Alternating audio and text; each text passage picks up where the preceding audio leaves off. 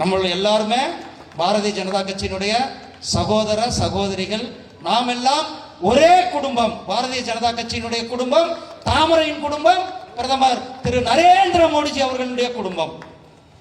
சகோதரர்களே, உங்கள் அனைவருக்குமே என்னுடைய அன்பு கலந்த மாலை வணக்கத்தை தெரிவித்துக் கொண்டு, இந்த அருமையான நிகழ்ச்சியில நம்முடைய மாண்புமிகு பாரத பிரதமர் திரு நரேந்திர மோடிஜி அவர்களுடைய வரலாற்று சிறப்புமிக்க 3வது முறையான ஆட்சியில, இந்தியாவில் இதுக்கு முன்னாடி யாரு கூட தொடர்ந்து 3 முறை பிரதமராக இருந்ததில்லை.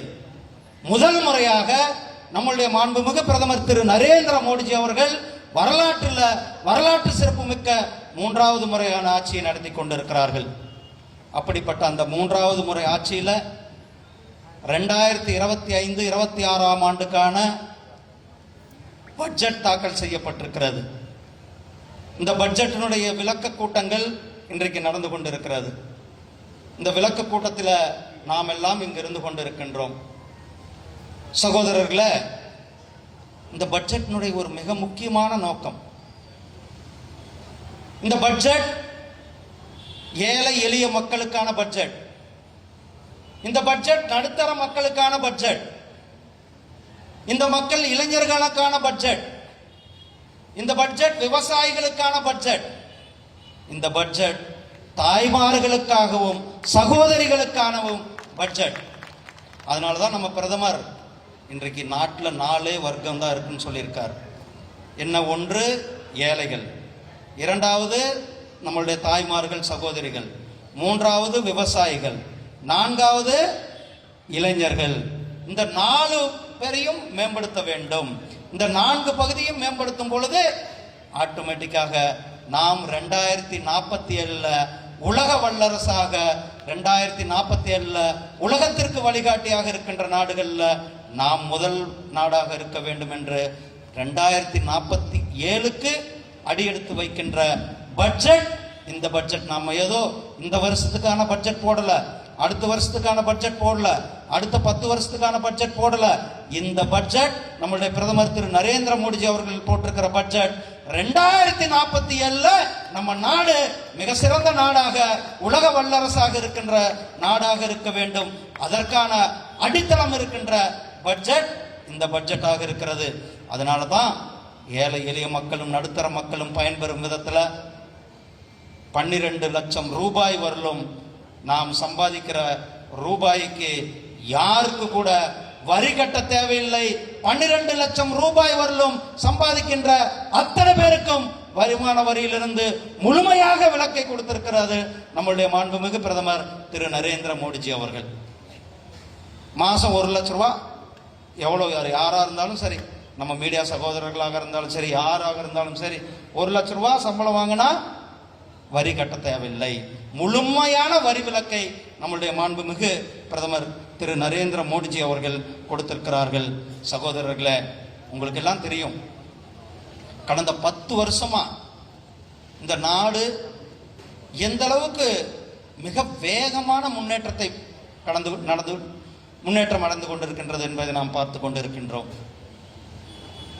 அது தொழில்துறையாகட்டும், விவசாயத்துறையாகட்டும், அல்லது அடிப்படை கட்டமைப்பை ஏற்படுத்துகின்ற இன்ஃப்ராஸ்ட்ரக்சர் துறையாகட்டும், இந்த துறைகளினுடைய வளர்ச்சி விகிதமானது மிக அதிவேகமான வளர்ச்சியாகவும், வளர்ச்சியினுடைய பெருக்கம் ஸ்கேல் அண்ட் அந்த பெருக்கம் ஸ்கேல் அளவு அதிகமான ஸ்கேலை நம்மளுடைய மாண்புமிகு பிரதமர் திரு நரேந்திர மோடிஜி அவர்களுடைய ஆட்சியில் நாம் நடத்தி கொண்டிருக்கின்றோம்.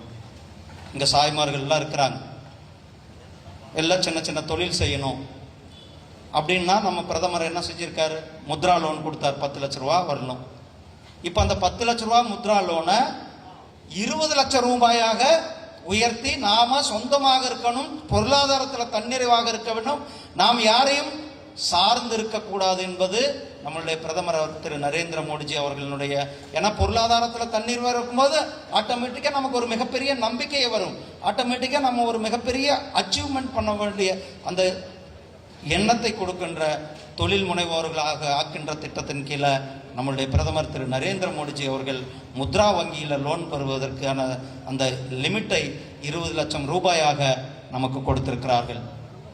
அதே போல நம்ம கருணாராஜன் சொன்னார், ஜல் ஜீவன் மிஷன், ஏழை எளிய மக்கள் அல்லது சென்னை சிட்டியில் இருக்கிற மக்கள் குடிநீருக்காக நம்மெல்லாம் நான் பார்த்துருக்கேன். சென்னையில் டேங்கர் லாரி நைட்டு 1 மணிக்கு 2 மணிக்கு வரும். அந்த டேங்கர் என்னைக்கிடா வரும்னு காத்து கொண்டு இருந்த காலம். அதுலேயும் அந்த நைட்டுக்கு 1 மணிக்கு வர்றதுக்கே காலையிலிருந்தே கியூ. இன்னைக்கு நம்ம எங்கேயாவது கியூ பார்க்க முடியுதா? ஏன்னா நம்மளுடைய பிரதமர் திரு நரேந்திர மோடிஜி அவர்கள் எடுத்த நடவடிக்கையினால, தம்பி, பிரதமர் திரு நரேந்திர மோடிஜி அவர்கள் எடுத்த நடவடிக்கையினால ஒவ்வொரு வீட்டுக்குமே இன்றைக்கு குடிநீர் கனெக்ஷன் குழாய் மூலியமாக குடிநீர் கனெக்ஷனை கொடுத்திருக்கிறது. ஏன்னா எல்லா வீட்டுக்குமே ஜல் ஜீவன் திட்டத்தின் கீழே குடிநீர் கனெக்ஷன் கொடுக்க வேண்டும் என்பது, அந்த குடிநீர் கனெக்ஷனை இன்னும் யாராருக்கும் கொடுக்கலையோ எல்லாருக்குமே 2028க்குள்ள இந்தியாவில் இருக்கிற ஒவ்வொரு தாய்மார்களுக்கும் ஒவ்வொரு சகோதரிகளுக்கும் குடத்தை தூக்க வேண்டாம், நீங்க குடத்துக்கு பின்னாடி போக வேண்டாம். நம்மளுடைய வீட்டில் சுத்தமான சுகாதாரமான தண்ணீர் பைப் மூலியமாக நம்ம வீடுகளுக்கே கொடுக்கின்ற திட்டத்தை 2028 வரலும் நம்முடைய மாண்புமிகு பிரதமர் திரு நரேந்திர மோடிஜி அவர்கள் நமக்கு எல்லாம் உயர்த்தி கொண்டிருக்கிறார்கள். சகோதரர்களே, உங்களுக்கு தெரியும் 2014க்கு முன்னாடி ஸ்டார்ட் அப் நிறுவனங்கள் என்று சொல்லுகின்ற நிறுவனங்களுடைய எண்ணிக்கை வெறும் 400 கம்பெனி இருந்தது. வெறும் 400 கம்பெனி தான் ஸ்டார்ட் அப் கம்பெனிகளுடைய நிறுவனங்களுடைய எண்ணிக்கை 2014க்கு முன்னாடி யூபி அரசாங்கம், திமுக அரசாங்கமும் காங்கிரஸ் அரசாங்கமும் இருந்த நாட்களில் வெறும் 400 கம்பெனிகள் இருந்த நாட்டில் இன்றைக்கு இளைஞர்களை தொழில் முனைவோர்களாக வைக்க வேண்டும், இளைஞர்களை மேம்படுத்த வேண்டும் என்று இந்த ஸ்டார்ட் அப் நிறுவனங்களை ஊக்குவித்ததுனால இன்னைக்கு 1,20,000க்கு மேற்பட்ட ஸ்டார்ட் அப் நிறுவனங்கள் இருக்கிறது. உலகத்திலேயே அதிகமான ஸ்டார்ட் அப் நிறுவனங்கள் இருக்கின்ற நாட்டினுடைய முதல் பட்டியலில் நம்மளுடைய பாரத நாடு இருக்குதுன்னா அது இளைஞர்கள் எந்த அளவுக்கு நீங்க பாக்குறீங்க. பல நாட்கள், பல கம்பெனிகளுடைய ஸ்டார்ட் அப் கம்பெனி நிறுவனங்களுடைய சிஇஓக்கள் எல்லாம் 30 வயசு, 25 வயசு, 35 வயசுக்குள்ள இருக்கிற அந்த ஸ்டார்ட் அப் நிறுவனங்களுடைய சிஇஓக்கள் அவர்கள் எல்லாம் இன்றைக்கு வேலை தேடுபவர்களாக இருந்த காலம் மாறி வேலை கொடுப்பவர்களாக மாறி இருக்கிறார்கள். அதுதான் நம்மளுடைய பிரதமர் அவர்களுடைய மிகப்பெரிய ஒரு லட்சியத்தை அடைந்திருக்கிறார்கள். நாம் இன்னும் வேலை தேடுபவர்கள் அல்ல, வேலை கொடுப்பவர்களாக நம்மளுடைய பிரதமர் திரு நரேந்திர மோடிஜி அவர்கள் மாற்றி இருக்கிறார்கள். அதே போல பட்டியலின மக்கள், மலைவாழ் மக்கள், நம்மளுடைய தாய்மார்கள் பேங்க்ல போய் லோன் வாங்கலாம் ஸ்டாண்ட் அப் இந்தியா திட்டத்தின் கீழே. ஏற்கனவே ஒவ்வொரு பேங்க்லையும் இந்த திட்டத்தினுடைய நோக்கம், ஒவ்வொரு பேங்கினுடைய பிரான்ச்சும் ஒரு தாய்மார், ஒரு சகோதரிக்காவது, ஒரு பட்டியலினத்தை சார்ந்தவருக்காவது கண்டிப்பாக ஸ்டாண்ட் அப் இந்தியா லோன் கொடுத்திருக்க வேண்டும் என்பது. அதன் கீழே 1 லட்சம் எந்தவித கேரண்டியும் இல்லாமல் 1 லட்சம் ரூபாய், 1 கோடி ரூபாய் கடன் கொடுத்ததை 2 கோடியாக மாற்றி இந்த பட்ஜெட்ல ஒரு மிகப்பெரிய தொழில் முனைவோர்களை ஆக்குவதற்காக நம்மளுடைய பிரதமர் திரு நரேந்திர மோடிஜி அவர்கள் 1 கோடியிலிருந்து 2 கோடி ரூபாய், நீ எந்த கேரண்டி கொடுக்க வேண்டாம், ஒரு கேரண்டி இல்லை, நேரடியாக நீ தொழில் செய்யுதுன்னா வங்கிக்கு போகலாம், வங்கியில 2 கோடி ரூபாய் லோன் பெற்றுக்கொண்டு நம்மளுடைய தொழில் நிறுவனங்களை நடத்துவதற்கான ஒரு மிகப்பெரிய ஒரு ஸ்டாண்ட் அப் திட்டத்தை நம்மளுடைய மாண்புமிகு பிரதமர் திரு நரேந்திர மோடிஜி அவர்கள் வைத்திருக்கிறார்கள். நாம் பார்க்கிறோம் இன்னைக்கு டிஜிட்டல் மயம், எங்கு பார்த்தாலும் டிஜிட்டல். இன்னைக்கு உலகத்திலேயே அதிகமான டிஜிட்டல் டிரான்சாக்சன் செய்கின்ற நாட்டில் 3வது நாடா நாம் இருக்கிறோம். எத்தனாவது இடத்துல இருக்கிறோம்? 3வது நாடாக நாம் இருந்து கொண்டிருக்கின்றோம். யாராவது நம்ம இன்னைக்கு போய் எங்கேயாவது பொருள் வாங்குறோமா? நேரம் மொபைல் எடுக்கிறோம், கம்ப்யூட்டரில் உட்காடுறோம், டேப்பில் உட்காடுறோம், பூ வேணுமா பூ ஆர்டர் பண்ணுறோம், சாப்பாடு வேணுமா சாப்பாடு ஆர்டர் பண்ணுறோம், தண்ணி வேணுமா தண்ணி ஆர்டர் பண்ணுறோம், குடி தண்ணீர் நான் சொல்கிறது. அதே போல் உங்களுக்கு உணவு வேணுமா உணவு ஆர்டர் பண்ணுறோம். நம்ம இன்னைக்கு மார்க்கெட்டுக்கு போகிறதே குறைஞ்சிருச்சு. அப்படிப்பட்ட ஸ்டார்ட் அப் நம்மளுடைய டிஜிட்டல் டிரான்சாக்ஷனை நடத்தி கொண்டு இருக்கிறோம். அந்த டிஜிட்டல் டிரான்சாக்ஷன் நமக்கு யார் கொண்டு வந்து கொடுக்குறா? ஒரு டெலிவரி பாய் கொண்டு வந்து கொடுத்துக்கிறாங்க. அந்த டெலிவரி பாய்க்கு எந்தவித அடையாள அட்டை கிடையாது. அந்த டெலிவரி பாய்க்கு ஒரு இன்சூரன்ஸ் ஸ்கீம் கிடையாது. அவர்கள் கிட்டத்தட்ட 1 கோடி அந்த டெலிவரி மேன்கள் பயன்பெறுகிற விதத்தில் அவர்களை நம்மளுடைய பிரதமரினுடைய ஜன் ஆரோக்கிய யோஜனா திட்டத்தின் கீழே அவர்களுக்கு ஆரோக்கிய திட்டத்தின் கீழே இன்சூரன்ஸ் கார்டு கொடுப்பதோடு இல்லாமல் அவர்களை தொழிலாளர் துறையில் ஏற்கின்ற அந்த அடையாள அட்டையும் கொடுப்பதற்காக இந்த பட்ஜெட்டில் மிகப்பெரிய ஒரு திட்டத்தை கொடுத்திருக்கிறோம். அதே போல் சென்னை அம்பத்தூர் இண்டஸ்ட்ரியல் எஸ்டேட், அதே போல் நம்மளுடைய கிண்டி இண்டஸ்ட்ரியல் எஸ்டேட், இந்த பக்கம் வியாசார்பாடி இண்டஸ்ட்ரியல் எஸ்டேட், இது மாதிரி பெருங்குடி இண்டஸ்ட்ரியல் எஸ்டேட், இது எல்லாமே சின்ன சின்ன இண்டஸ்ட்ரியல் எஸ்டேட்டினுடைய நிறுவனங்கள். இந்த நிறுவனங்களுக்கு 5 லட்சம் ரூபாயிலிருந்து 10 கோடி ரூபாய் வரலும் நம்முடைய மாண்புமிகு பிரதமர் திரு நரேந்திர மோடிஜி அவர்கள் கடன் கொடுக்கும் திட்டத்தை நிறைவேற்றி கொடுத்திருக்கிறார்கள். அதனுடைய இந்த பட்ஜெட்டில் மிக முக்கியமான ஒரு அரசு பள்ளிகளில் படிக்கிற மாணவர்களை, ஏழை எளிய அரசு பள்ளிகளில் படிக்கிற மாணவர்களை அவர்கள் அறிவியல் ரீதியாக இன்னும் நிறைய கற்றுக்கொள்ள வேண்டும் அப்படின்னு கிட்டத்தட்ட வர 5 வருஷத்திற்கு 50,000 அரசு பள்ளிகளில் அடல் டிங்கரிங் லேப், அதாவது அடல் டிங்கரிங் லேப் என்ற அந்த லேபை உருவாக்கி ஏழை எளிய மாணவர்கள் படிக்கின்ற அரசு பள்ளிகளினுடைய தரத்தை உயர்த்துவதோடு இந்த பட்ஜெட்டினுடைய ஒரு மிக முக்கியமாக கோரிக்கையாக இருக்கிறது. அதே போல கிராமப்புறங்களில் இருக்கிற அனைத்து அரசு பள்ளிகள், ஆரம்ப சுகாதார நிலையங்களை பிராட்பேண்ட் கனெக்ஷன் கொடுப்பதற்கு இந்த பட்ஜெட்டானது ஒரு மிகப்பெரிய வரப்பிரசாதமாக இந்த பட்ஜெட் அமைந்திருக்கிறது. சகோதரர்களே, உங்களுக்கு எல்லாம் தெரியும், நம்மளுடைய விவசாயிகளினுடைய நலன் எடுத்தால் கிட்டத்தட்ட 11 கோடி விவசாயிகளுக்கு நம்மளுடைய மாண்புமிகு பிரதமர் திரு நரேந்திர மோடிஜி அவர்கள் நேரடியாக அவர்களுடைய வங்கி கணக்கிலேயே வருடத்திற்கு 6,000 ரூபாய் 3 தவணையாக விவசாயிகளுக்கு செலுத்தி கொண்டிருக்கிறார்கள். ஏன்னா விவசாயிகள் போய் கடன் வாங்கக்கூடாது, விவசாயிகள் போய் கஷ்டப்படக்கூடாது என்பதற்காக அது மாதிரி அவர்களுக்கு ஏற்கனவே அந்த கொடுத்து கொண்டிருக்கின்ற இதில் இப்போ 100 மாவட்டங்கள் தேர்ந்தெடுக்கப்பட்டு விவசாயத்தை மேம்படுத்துகின்றதில் ஆஸ்பிரேஷன் டிஸ்ட்ரிக்ட் எல்லாம் தன்தானியா திட்டத்தின் கீழே ஊக்குவிப்பதற்கான திட்டத்தை நம்மளுடைய நிதி அமைச்சர் அவர்களும் நம்முடைய மாண்புமிகு பிரதமர் திரு நரேந்திர மோடிஜி அவர்களும் ஏற்படுத்தி கொடுத்திருக்கிறார்கள். விவசாயிகளுக்கு கடன் அட்டை 3 லட்சம் ரூபாய் இருந்தது, 3 லட்சத்திலிருந்து 5 லட்சம் ரூபாய். இது யாருக்கு பொருந்தும்?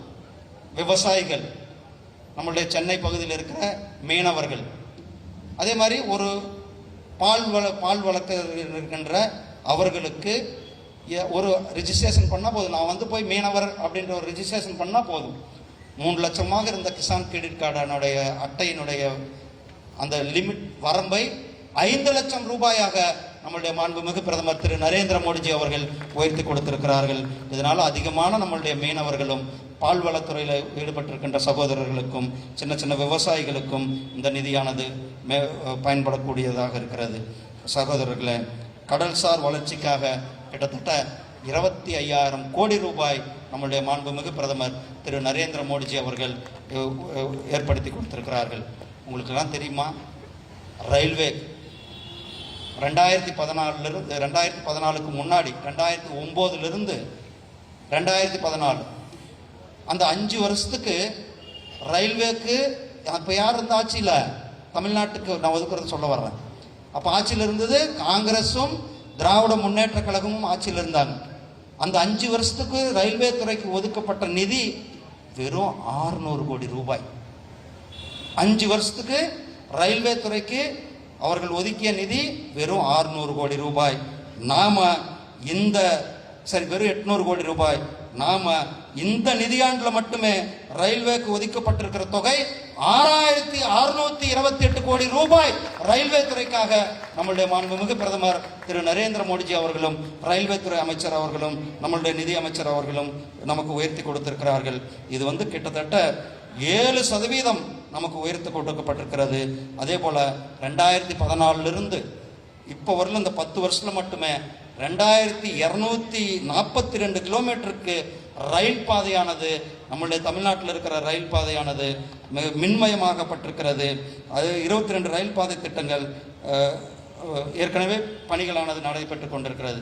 சென்னை எழும்பூரில் நீங்கள் பார்க்குறீங்க, எவ்வளோ பிரம்மாண்டமாக கிட்டத்தட்ட 800 கோடி ரூபாயில் ஒரு விமான நிலையம் எப்படி மிகப்பெரிய ஒரு 1000 கோடி ரூபாயில் 2000 கோடி ரூபாயில் நாம் உருவாக்குறோமோ அதே அளவில் கிட்டத்தட்ட 800 கோடி ரூபாயில நம்மளுடைய சென்னையினுடைய எக்மாரினுடைய ரயில்வே ஸ்டேஷனை நாம் உயர்த்தி கொண்டு இருக்கின்றோம். கிட்டத்தட்ட 800 கோடி ரூபாய். அதே மாதிரி சென்னை, எழும்பூர், மதுரை, ராமேஸ்வரம் இந்த 5 ரயில் முக்கியமான, கன்னியாகுமரி இந்த 5 முக்கியமான ரயில் நிலையங்களை மேம்படுத்துவதற்கு மட்டுமே கிட்டத்தட்ட 1900 கோடி ரூபாய் நம்மளுடைய நிதியிலிருந்து ஒதுக்கி இந்த ரயில்வே நிலையங்களை மேம்படுத்தி கொண்டிருக்கின்றோம்.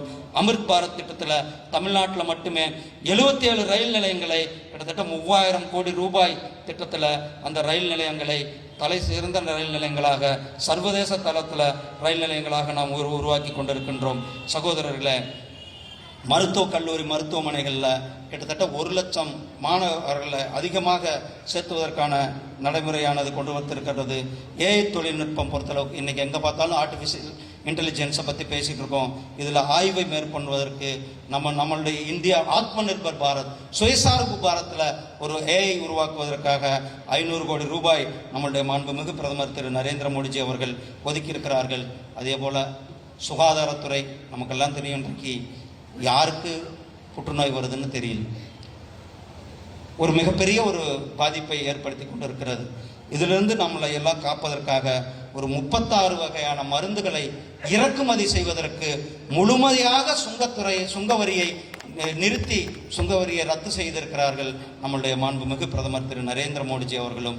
அதே போல் வர்ற அடுத்த 3 வருஷத்துக்கு ஒவ்வொரு மாவட்டத்திலையும் ஒரு புற்றுநோய் சிகிச்சை மையங்களை உருவாக்கப்படும் என்ற நம்மளுடைய பட்ஜெட்டானது கொடுக்கப்பட்டிருக்கிறது.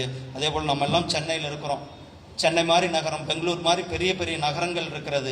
இந்த நகரங்களினுடைய குடிநீர் மேம்பாட்டுக்கும் தூய்மை பணிகளுக்கும் 1 லட்சம் கோடி ரூபாய் நிதியை இந்த பட்ஜெட்டில் நாம் ஒதுக்கி இருக்கிறோம். சகோதரர்களை, உங்களுக்கு எல்லாம் தெரியும், நாம் இந்த பட்ஜெட் ஒரு மிகப்பெரிய பட்ஜெட்டாக, இந்த பட்ஜெட்டினுடைய நோக்கம், இந்த பட்ஜெட்டினுடைய நோக்கம் நான் சொன்ன ஆரம்பத்திலே 2047க்கான பட்ஜெட். 100வது சுதந்திர தினம் கொண்டாடும் பொழுது நம்மளுடைய நாடு என்னவா இருக்கணும்? வல்லரசு நாடாக இருக்கணும். அதை நோக்கி இந்த பட்ஜெட்டை நாம் எடுத்துக்கொண்டு சென்றிருக்கிறோம்.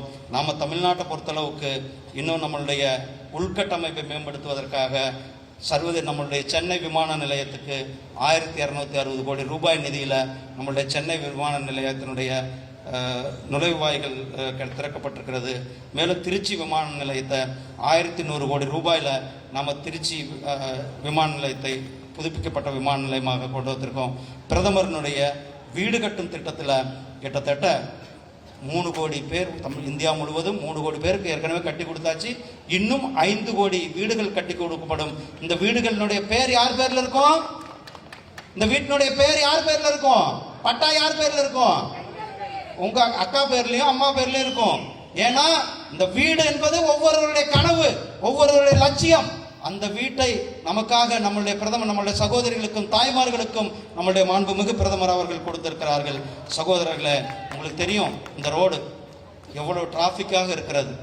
நம்ம இங்கிருந்து மதுரவாயிலிருந்து போர்ட்டு துறைமுகம் வரலும் போகணும்னா எவ்வளோ சிரமம். இந்தியாவிலேயே டபுள் டக்கர் பாலம் நம்மளுடைய மதுரவாயிலிருந்து துறைமுகத்திற்கு கிட்டத்தட்ட 20,000 கோடி ரூபாய் செலவில் ஏற்கனவே நிதி ஒதுக்கப்பட்டு அந்த மேம்பால பணிகளானது நடைபெற்று கொண்டிருக்கிறது. அதே போல் சென்னை, கோயம்புத்தூர், ஓசூர், சேலம், திருச்சி இந்த பகுதியிலெல்லாம் மிக முக்கியமான பணிகள் நடைபெற்றிருக்கிறது. இதையெல்லாம் விட இன்றைக்கு ஒரு மிக முக்கிய தொழிலாக ஜவுளித்துறை இருக்கிறது. நம்முடைய பிரதமர் 7 ஜவுளி பூங்காக்கள் கொடுத்தார். 7 இந்தியா முழுவதும் கொடுத்தார். அதில் முதல் பூங்கா கொடுத்தது நம்மளுடைய தமிழ்நாட்டுக்கு கொடுத்தது. கிட்டத்தட்ட 20 லட்சம் பேர் PM மித்ரா பார்க், 20 லட்சம் பேருக்கு வேலை வாய்ப்பு, 70,000 கோடி ரூபாய்க்கான வர்த்தகம் அந்த ஜவுளி பூங்காவில் அமையும். நம்மளுடைய மாண்புமிகு பிரதமர் திரு நரேந்திர மோடிஜி அவர்கள் கொடுத்திருக்கிறார்கள். அதே போல 9 ரயில் பாதைகள், புதிதாக ரயில் பாதைகள் கொடுத்து பணிகள் நடந்து கொண்டிருக்கு. திண்டிவனம் திருவண்ணாமலை, திண்டிவனம் நகரி, செங்கல்பட்டு கடலூர், ஈரோடு பழனி, இப்படி 9 ரயில் பாதைகள் கிட்டத்தட்ட இதுக்காக ஆரம்பகட்ட பணிக்காக 1000 கோடி ரூபாய் நம்மளுடைய மாண்புமிகு பிரதமர் திரு நரேந்திர மோடிஜி அவர்கள் நமக்கு இருக்கிறார்கள். 2014 இப்போ முதல்ல மட்டுமே கிட்டத்தட்ட 618 உயர்மட்ட ரயில் பாலங்களும் நம்மளுடைய பேசின் பிரிட்ஜ் பாலம் பார்த்தீங்க. எவ்வளோ நாளாக நம்ம பேசின் பிரிட்ஜ் பாலம் கட்டாமல் இருந்தோம். இப்போது பேசின் பிரிட்ஜ் வினோஜ், அந்த நீங்கள் கூட சொல்லியிருந்தீங்க அது எவ்வளோ சீக்கிரமாக முடித்து நம்ம இந்த பேசின் பிரிட்ஜ் பாலத்தை நமக்காக நம்மளுடைய மாண்புமிகு பிரதமர் திரு நரேந்திர மோடிஜி அவர்கள் கொடுத்திருக்கிறார்கள். அதே போல் இன்றைக்கு இந்தியா முழுவதும் ஜன்ௌஷதி மருந்துகள் மூலமாக மருந்துகளும் சானிட்டரி நாப்கின்களும் கொடுக்கப்படுகிறது. தாய்மொழி கல்வி சொன்னார் எப்படி ஊக்குவிக்கப்பட வேண்டும் என்று. நம்மளுடைய புதிய கல்விக் கொள்கை மூலியமாக தாய்மொழி கல்வி ஊக்குவிக்கப்படுகிறது. நம்ம இந்த 2014 இந்த 10 வருஷத்தில் மட்டுமே புதிதாக 390 பல்கலைக்கழகங்களும் 15 எய்ம்ஸ் காலேஜ்களும் 225 மருத்துவக் கல்லூரிகளையும் நாம் கொடுத்திருக்கிறோம். மிகப்பெரிய ஒரு சாதனையாக. அதே போல நாம் இளைஞர்களை அதிகமாக அவர்களை ஊக்கப்படுத்தி இராணுவத்திற்கு அவர்களை கொண்டு சேர்த்த வேண்டும் என்பதற்காக நம்முடைய மாண்புமிகு பிரதமர் திரு நரேந்திர மோடிஜி அவர்கள் அக்னிபாத் என்ற ஒரு அருமையான திட்டத்தை கொடுத்திருக்கிறார்கள். நாம் கடந்த 10 ஆண்டுகளில் கிட்டத்தட்ட தெருவார வியாபாரிகள், இங்கே இருக்கிற தெருவார வியாபாரிகள் இங்கெல்லாம் இருக்கிறாங்க, அவங்கெல்லாம் முன்னாடி போனால் கந்துக்கடிக்காரன் போவான், சாயந்தரம் 1000 ரூபா கொடுத்துட்டு, சரி 1000 ரூபா நீங்கள் கொடுக்கணும், 90 ரூபா 900 ரூபா எடுத்துக்குவான், இல்லை 900 ரூபா கொடுத்துட்டு 1000 ரூபாய் வசூல் பண்ணுவான். இந்த இழிநிலையை போக வேண்டும். இதிலிருந்து அனைத்து வியாபாரிகளும், நடைபாதை வியாபாரிகள் எல்லாம் பாதுகாக்கப்பட வேண்டும் என்பதற்காக நம்முடைய மாண்புமிகு பிரதமர் திரு நரேந்திர மோடிஜி அவர்கள் PM சுவநிதி திட்டம் தெருவார வியாபாரிகளுக்காக கொடுத்து கிட்டத்தட்ட 35 லட்சம் நடைபாதை வியாபாரிகள் அவர்கள் பயன்பெறும் விதத்தில் இந்த திட்டமானது நடைமுறைப்படுத்தப்பட்டு கொண்டிருக்கிறது. சகோதரர்களே, நாம் நம்மளுடைய வந்தே பாரத் ரயில் நிலையங்கள் இன்னைக்கு பார்க்குறோம். சென்னைக்கும் கோயம்புத்தூருக்கும் 6 மணி நேரத்தில் போகிறோம், சென்னைக்கு திருநெல்வேலிக்கு 6 மணி நேரத்தில் போகிறோம், சென்னைக்கு திருச்சிக்கும் 4 மணி நேரத்தில் போகிறோம். இப்படி வந்தே பாரத் ரயில்கள், இந்த வந்தே பாரத் ரயிலினுடைய சிறப்பு என்ன? இந்த வந்தே பாரத் ரயிலினுடைய சிறப்பு நம்ம தமிழ்நாட்டில் நம்ம சென்னை ICFல தயாரிக்கப்படுகின்ற இந்த வந்தே பாரத் ரயில்கள் ஆத்ம நிர்பர் பாரதத்தின் கீழே, சுயசார்பு பாரதத்தின் கீழே தயாரிக்கப்படுகின்ற இந்த ICF ரயில் பெட்டிகள் இந்தியா மட்டுமல்ல, தமிழ்நாடு மட்டுமல்ல, உலகத்திற்கு முழுவதும் ஏற்றுமதி செய்யப்படுகின்றது. இந்த பட்ஜெட் ஒரு மிகப்பெரிய பட்ஜெட், வரப்பிரசாதமான பட்ஜெட்டை நமக்கு கொடுத்து கொண்டிருக்கிறார்கள். சகோதரர்களை, இப்போ நம்ம பட்ஜெட்டை பற்றி பார்த்தோம். தமிழ்நாடை பற்றி கொஞ்சம் பேசிட்டா வேண்டாமா? அப்ப திமுக பத்தி பேசாம போனா எப்படி இருக்கும்? கண்டிப்பா பேசணும் இல்லையா? சகோதரர்களே, இந்த திமுக ஆட்சிக்கு வந்ததிலிருந்து இன்றைக்கு வரலும் 2021 ஆட்சிக்கு வந்தாங்க. ஆட்சிக்கு வந்த நாள் முதல் மக்கள் சொல்ல முடியாத அளவுக்கு துன்பங்கள். வந்தோடனே ப்ராப்பர்ட்டி டேக்ஸ், மின் கட்டண உயர்வு, பத்திரப்பதிவு கட்டண உயர்வு, அதே போல் வீட்டுக்கான வரியை உயர்த்தி இருக்கிறது. ஒரு சாதாரண மக்கள் ஒரு வீடு வாங்க முடியும்னா அதுக்கான அந்த கைட்லைன் வேல்யூ உயர்வு. இப்படி அவர்கள் வந்த உடனேயே திமுக அவர்கள் கொள்ளையடிக்கின்ற ஒரே நோக்கத்தோடு அனைத்து சுமையையும் யார் தலையில் கொடுத்திருக்கிறா? மக்கள் தலையில் கொடுத்தாச்சு. இப்படி ஒரு மிகப்பெரிய ஒரு போலி வேஷம் போட்டு விலைவாசியை குறைப்போம்னு சொன்னாங்க, விலைவாசியை குறைக்கல. தாய்மார்களுக்கு 1000 ரூபா கொடுக்குறோன்னு சொன்னாங்க, எல்லாருக்கும் 1000 ரூபா நாங்கள் கொடுப்போம்னு சொன்னாங்க தேர்தல் எலெக்ஷனுக்கு முன்னாடி. ஆனால் ஆட்சிக்கு வந்த உடனே தகுதியானவங்களுக்கு கொஞ்சம் பேருக்கு தான் நாங்கள் கொடுப்போம், மற்றவங்களுக்கெல்லாம் கொடுக்க மாட்டோம்னு சொன்னாங்க. இதெல்லாம் விட நம்மளுடைய தாய்மார்களுடைய பாதுகாப்பு இன்றைக்கு மிகப்பெரிய ஒரு கேள்விக்குறியாக இருக்கிறது. திமுக அரசாங்கம் காவல்துறையை கட்டுப்பாட்டில் வச்சிருக்கிறது யார் வச்சிருக்கிறா? முதலமைச்சர் அவர்களுடைய கட்டுப்பாட்டில் இருக்கிறது.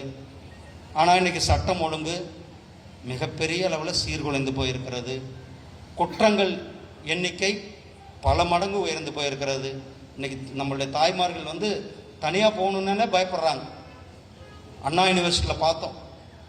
அண்ணா யூனிவர்சிட்டியில் படிக்கிற ஒரு குழந்தை எந்த அளவுக்கு ஒரு பாலியல் துன்புறத்திற்கு ஆளாக்கப்பட்டார்கள் என்பதை, அது திராவிட முன்னேற்ற கழகத்தை சார்ந்தவர்கள் அதை மூடி மறைக்க பார்த்து பாரதிய ஜனதா கட்சி நம்முடைய மாநில தலைவர் திரு அண்ணாமலை அவர்கள் எடுத்த முயற்சினால அது வெளி உலகத்திற்கு அந்த குழந்தைக்கு ஒரு மிகப்பெரிய நீதியை பெற்றுக் கொடுத்தது பாரதிய ஜனதா கட்சி. திருச்சி மணப்பாறையில் 4 வயசு குழந்தை, 4ஆம் வகுப்பு படிக்கிற குழந்தை, 4ஆம் வயசுல 4ஆம் வகுப்பு படிக்கிற குழந்தை பாலியல் துன்புறுத்தல்.